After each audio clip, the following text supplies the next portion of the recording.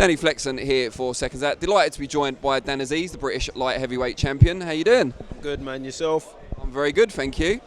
I thought you looked quite tense up there at first, and then when you started talking, you kind of it all seemed to drift away. Have you been kind of keyed up for this one? Because it's not a grudge match as such, but you've definitely got a point to prove personally. Exactly that. I don't know, man. Sometimes in fight week, you get a bit tense, nerves and so forth. You go through a roller coaster of emotions, but as long as I got them under control, I'm all good.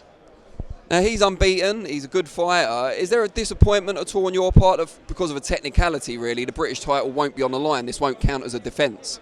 Yeah, I believe I'm a 12-round fighter, but a fight's a fight. 10 rounds is enough. I guess I did want to defend my British title. I was very happy when I won it. I hold it very near and dear to me, but it is what it is. As long as I get to fight anyway, that's one thing that I'm very happy with Sky. They want to get me out as much as possible.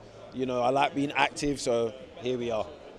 How much does it mean to you to keep that British belt, full time for keeps, if you like? Because you have to defend it 3 times. It's a bit of a long journey, but how long do you want to stay around that level? Is that a motivating factor to do so?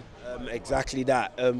It's also about the opponents, man. If they can get the opponents, because even for this fight, they reached out to a few people. The board wouldn't sanction some of them. Some of them didn't want to fight and whatnot. And you got to remember, the guys who are, you would say, that are a little bit above me, they've already won the British title, so they won't want to fight for it again. So it's a hard one. I'd love to keep it outright, but at the same time, I want to push on as well. So if they've got worthy adversaries waiting for me, I'm there. I'm up for it. So.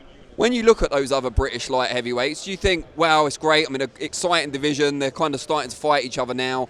Or is there a flip side that there's going to be a bit of a blockage en route to the top? They're all kind of taking their turns to get that big shot.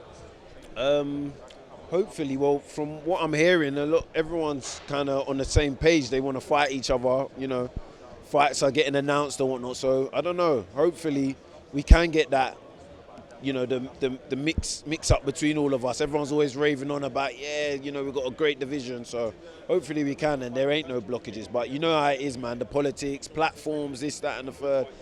Like you said, some people might just want to go for world titles.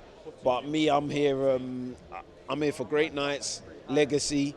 Obviously, the ultimate goal is to get a world title, but you want to be remembered for being in good fights. And, I've got a lot of good dancing partners around me, and it would be a shame if I couldn't, have a good dance with any of them.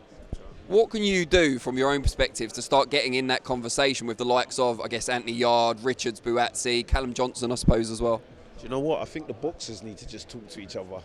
Yeah, the boxers talk to each other. Then we go to our manager, promoter, say, look, we want this fight. Let's get on. What's the numbers? Do you know what I mean? And I think the boxers need to actually talk to one another. So, yeah. Who have you got the closest relationship with out of those guys? Who can you reach out to and make something happen? All of them. Yeah. I've got a good relationship with Buatsi. Craig I've known for years as well. Yarde as well. Know his trainer very well. Known him from years as well. So we're all not far apart from each other. So, yeah. With that in mind, you might not want to answer this because you are, know both guys well, but who do you fancy in that Buatsi-Richards fight? You'd lean more towards Buatsi because he's got the stellar amateur pedigree. He's starred as the up-and-coming, the next guy. But you can't deny Richards with his experience, and I think he's got the better resume. I think he's getting better and whatnot, but it's going to be a good fight, man. I know who I believe will win, but I won't be surprised if it goes the other way. So, yeah. Craig said a couple of days ago at their launch press conference that whoever wins that is then the best British light heavyweight. Do you think that's true, or would you give Anthony Yarde or Callum Johnson a shout, apart from yourself, obviously? Oh, man, they got to lock horns with me because I think I'm the best in Britain. So I've got the belt, I've got the metalware to prove it. So if anyone's got to say anything otherwise, they got to come see me, man. I'm not having that. Sorry. Who do you rate as second best then, if you're the best? I rate all of them. No, I rate all of them. We got a good division, man. So I rate everyone, man. But we just need to fight. Yeah, well, let's hope. We all want to see that. Just tell us a bit about training camp for this one. Who have you been kind of mixing it up with in sparring? We hear you're pretty tough in sparring. Yeah, but you know what they say, sparring's sparring. For me, sparring is more about learning. So I would say that I usually get bashed in sparring because I'm always trying things out. But yeah, do you know what? Tinker was a very late opponent, so I couldn't really get a lot of top Southpaw sparring, or there's not really that many Southpaws about, to be honest. But we make do. We do. You know, it is what it is, man. So I did spar. Who did I spar? Southpaw. Darren Fletcher. Tommy Fletcher. I always get his name wrong, man. Yeah, he always tells me, Dan, it's Tommy. It's Tommy. Yeah. Exactly. Yeah, and he can whack. I'm telling you, that kid can whack.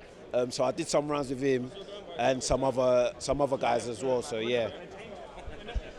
You mentioned him being a southpaw there and difficult getting sparring at short notice. What are you like against southpaws generally? What's your record like? I think I fought 2, beaten, stopped both of them. So hopefully we make it 3-3. How difficult is it as an adjustment? Like, does your style change much as a result of fighting a southpaw rather than an orthodox fighter?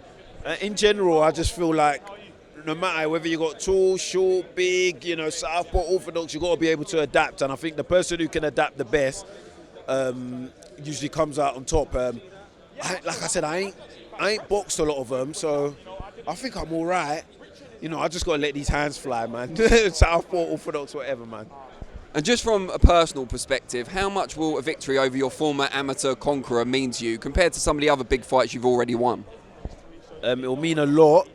Do you know what pissed me off on BoxRec? Yeah, they put the fight of mine and his. So obviously I got a loss in the amateurs against him, so it's on there. So I need to get that green W. So when they look on my pro one, then they'll see that I beat him. So yeah.